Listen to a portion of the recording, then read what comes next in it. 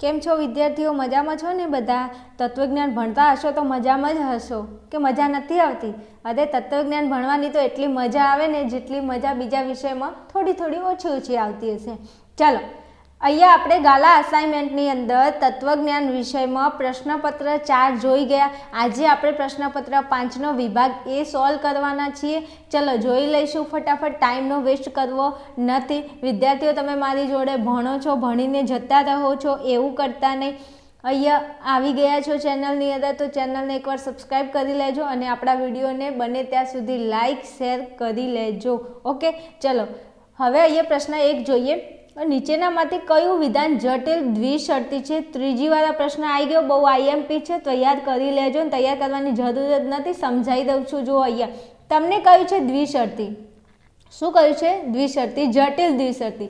તો જ્યારે તમને અહીંયા દ્વિશર્તી કે શર્તી કે નિષેધ કે સમુચ્ચય કે વિકલ્પન કે અને આગળ જટિલ હોય તો ટેન્શન નહીં લેવાનું. પહેલાં 4 ઓપ્શન જોઈ લેવાના. એમાં અહીંયા દ્વિશર્તી કીધું તો દ્વિશર્તીનું પ્રતીક થાય ડબલ એરો. તો તમે જોઈ લો કે કયું એવું અહીંયા તમને આપેલું વિધાન છે જેની અંદર ડબલ એરો છે. પહેલાં તો અહીંયા આમાં પણ છે, બધી જગ્યાએ છે. પણ ના, એવી રીતે નહીં. તમારે સર્વોપરિકારક તરીકે દ્વિશર્તીના પ્રતીકને અહીંયા તમારે શોધવાનું થાય. તો અહીંયા જો અહીંયા દ્વિશર્તી છે પણ આજુબાજુ કૌંસ છે તો આને સર્વોપરિકારક ના કહેવાય, અહીંયા શર્તી થઈ જાય છે સર્વોપરિકારક.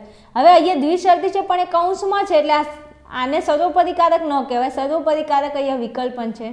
અહીંયા જુઓ, અહીંયા નિષેધ સર્વોપરિકારક તરીકે આપેલું છે કારણ કે અહીંયા જુઓ દ્વિશર્તી કૌંસમાં છે. અને અહીંયા તમે જુઓ, અહીંયા તમને જે દ્વિશર્તી આપેલું છે એ સર્વોપરિકારક તરીકે આપેલું છે અને સર્વોપરિકારક હોવાથી એ વિધાનના આ ભાગને અને આ ભાગને બંને, એટલે કે વિધાનના આ કે તે નહીં, આખા વિધાનને જે લાગુ પડતું હોય એને સર્વોપરિકારક કહેવાય. અને અહીંયા દ્વિશર્તી દેખાય છે, આખા વિધાનને લાગુ પડે છે એટલે અહીંયા તમારું જટિલ દ્વિશર્તી વિધાન શું આવશે? Option number D. હવે આ કેવી રીતે શોધવું અમને ખબર ના પડી તો જે સર્વોપરિકારક દ્વિશર્તી એ સર્વોપરિકારક તરીકે વપરાયેલું હશે. અહીંયા ઓપ્શનની અંદર ચેક કરી લો. આ એક જ એવો ઓપ્શન છે જેમાં દ્વિશર્તી આખા વિધાનને લાગુ પડે છે. દેખાય છે? તો કે હા દેખાય છે. ચલો હવે આગળ જઈએ પ્રશ્નમાં. બીજો પ્રશ્ન શું કહે છે? તો ફલિત વિધાનની દલીલમાં ફલિત વિધાનની સંખ્યા કેટલી? તો દલીલમાં ફલિત વિધાનની સંખ્યા કેટલી હોય? 1 હોય, કારણ કે દલીલમાંથી આપણે કેટલા વિધાનોને નિષ્પન્ન કરી શકીએ? 1 વિધાનને. તો ફલિત વિધાનની સંખ્યા કેટલી થઈ જાય? 1 થઈ જાય. ચલો પછી જો એ સમુચ્ચય બી, વિકલ્પન નિષેધ સી અને ડબલ નિષેધ સી એ 2 વિધાનો આપેલા હોય તો એમાંથી કયા વિધાનને નિષ્પન્ન કરી શકાય? તો અહીંયા આપણને ખબર છે કે કયા વિધાનને આપણે નિષ્પન્ન કરી શકશું? એ સમુચ્ચયને બી. બીજું આ અનુમાનના નિયમો, આમાં તમને રૂપલક્ષી સાબિતીમાં તકલીફ હોય તો જરા કોમેન્ટની અંદર જણાવી દેવું તો શીખવાડી દઈશ કે રૂપલક્ષી સાબિતીમાં તકલીફ હોય તો ટેન્શન લેવાનું નહીં, જવાબ લાવતા આવડી જશે 100%. ચલો પછી ચોથો ક્વેશ્ચન, કઈ આકૃતિમાં મધ્યપદ બંને આધાર વિધાનોમાં ઉદ્દેશ અને સ્થાને હોય છે? તો ત્રીજી આકૃતિ જોઈ લેવી અહીંયા.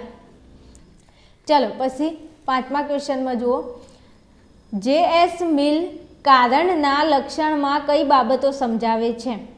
તો કારણના બાબતમાં જે.એસ. મિલ અહીંયા તમને કહ્યું છે કે અનુકૂળ સંજોગોની હાજરી, બીમાં કહ્યું છે પ્રતિકૂળ સંજોગોની ગેરહાજરી અને સંગ્રાહક નિરીક્ષણ. તો અહીંયા આપણને ખબર છે કે જે.એસ. મિલ કારણના લક્ષણમાં આપણને એમ કહે છે કે અનુકૂળ સંજોગોની હાજરી અને પ્રતિકૂળ સંજોગોની ગેરહાજરી. તો એ અને બી તમારું શું આવશે? જવાબ આવશે. ચલો પછી અહીંયા જુઓ આગળ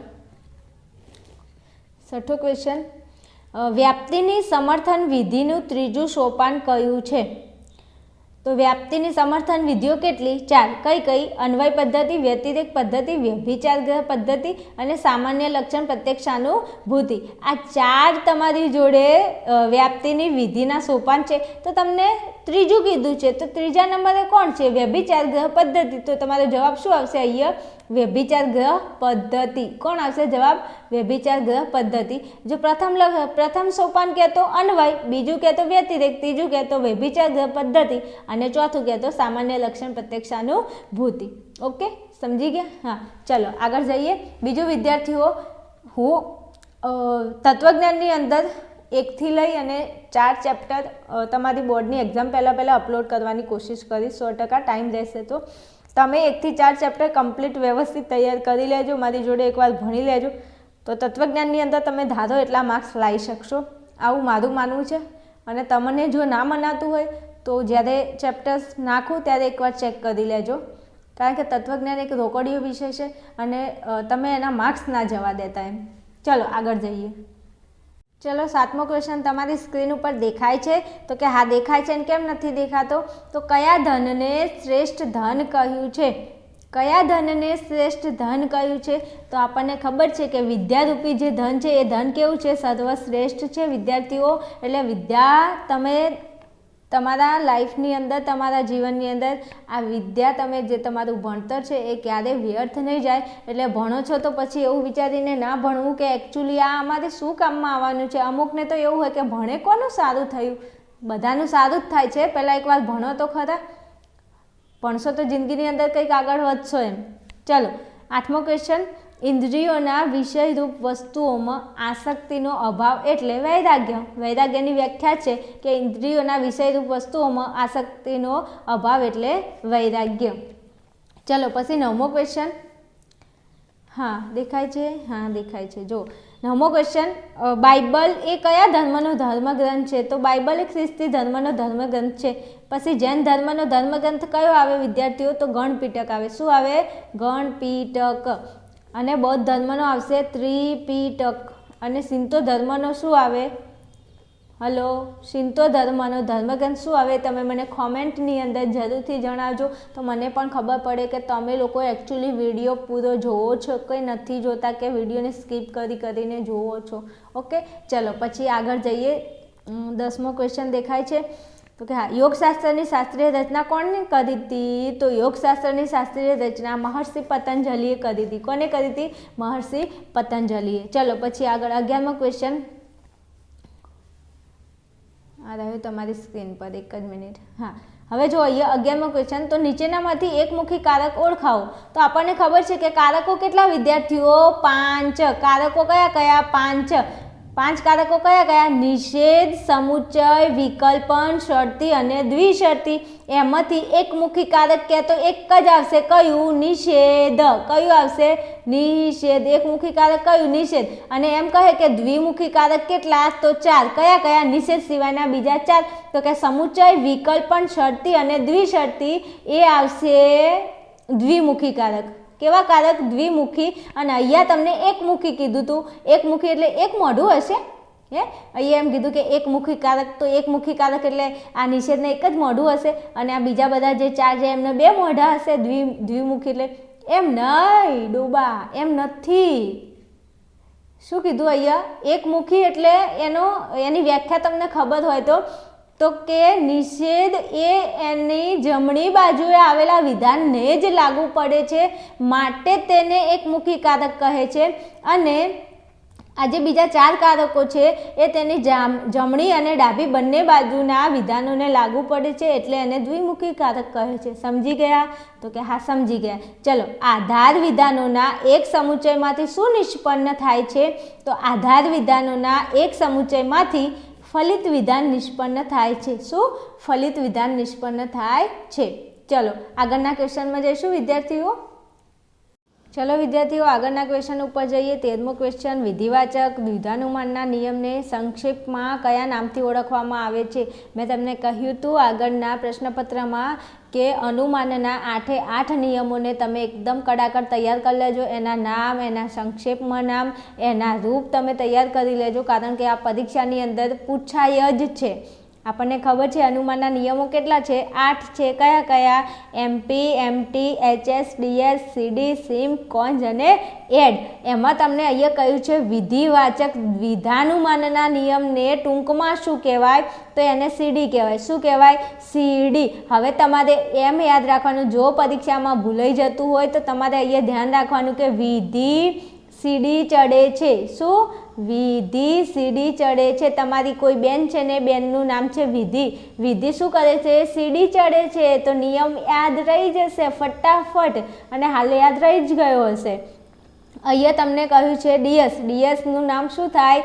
તો વૈકલ્પિક સંવિધાનને લગતો નિયમ, HS એટલે સોપાધિક સંવિધાનને લગતો નિયમ, અને એડ એટલે વિકલ્પ વૃદ્ધિને લગતો નિયમ. દરેક નિયમના તમને નામ આવડતા હોવા જોઈશે, એના રૂપ આવડતા હોવા જોઈએ, અને એકદમ સહેલા છે. જો તમને 8 નિયમો યાદ રાખવામાં તકલીફ પડતી તો એકવાર કોમેન્ટમાં તમે ખાલી જણાવી દો કે આ તકલીફ પડે છે, એના માટે વિડીયો બનાવી દઈશ. ઓકે, ચલો વિદ્યાર્થીઓ, એકદેશી નિરુપાધિક વિધાનોમાં ઉદ્દેશ્યપદ કયા પ્રકારનું હોય છે?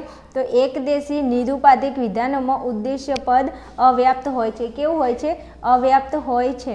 ચલો 15મો ક્વેશ્ચન, કઈ વ્યાપ્તિ રીતિમાં ઘટના જુદા જુદા ભાગમાં વહેંચી શકાય છે? તો આપણને ખબર છે કે અવશેષ રીતિ એવી છે જેમાં ઘટનાઓને જુદા જુદા ભાગમાં વહેંચી શકાય છે. ચલો પછી આગળ 16મો ક્વેશ્ચન જોઈ લઈએ ફટાફટ. તો પહેલી આકૃતિમાં ભેદ કયો સર્વશ્રેષ્ઠ મનાય છે? તો પહેલી આકૃતિમાં ભેદ હા હા હા સર્વશ્રેષ્ઠ મનાય છે. ચલો આગળ 17મો ક્વેશ્ચન દેખાય છે ને વિદ્યાર્થીઓ? હા, ચલો જુઓ 17મો ક્વેશ્ચન શું કહે છે? તો નીચેનામાંથી કયું ભૌતિક મૂલ્ય ધરાવે છે? તો તમને ખબર છે કે આપણા શરીરની તંદુરસ્તી એ મૂલ્ય કેવું કહેવાય? ભૌતિક મૂલ્ય કહેવાય. ચલો આગળ 18મો ક્વેશ્ચન, ધાર્મિક જીવનમાં લાગણીઓ કે ભાવનાઓ સાથે કયું પાસું સંકળાયેલું હોય છે? તો આપણને ખબર છે કે લાગણી અને ભાવના સાથે કયું પાસું સંકળાયેલું હોય છે? સંવેદનાત્મક પાસું સંકળાયેલું હોય છે. અને જ્ઞાનાત્મક પાસું અને નૈતિક પાસું આ બંને પાસા કોની સાથે સંકળાયેલા હોય છે તે મને તમે કોમેન્ટની અંદર જરૂરથી જણાવજો. ઓકે, ચલો આગળના ક્વેશ્ચન ઉપર જઈએ. ચાલો 19મો ક્વેશ્ચન, જૈન ધર્મનું ઉદ્ભવ સ્થાન જણાવો. જૈન ધર્મનો ઉદ્ભવ ક્યાં થયો? તો વિદ્યાર્થીઓ, તો જૈન ધર્મનો ઉદ્ભવ ભારતમાં થયો. તો બીજા કયા એવા ધર્મો છે જેનું ઉદ્ભવ સ્થાન ભારત છે? તો બૌદ્ધ, જૈન, શીખ અને હિન્દુ.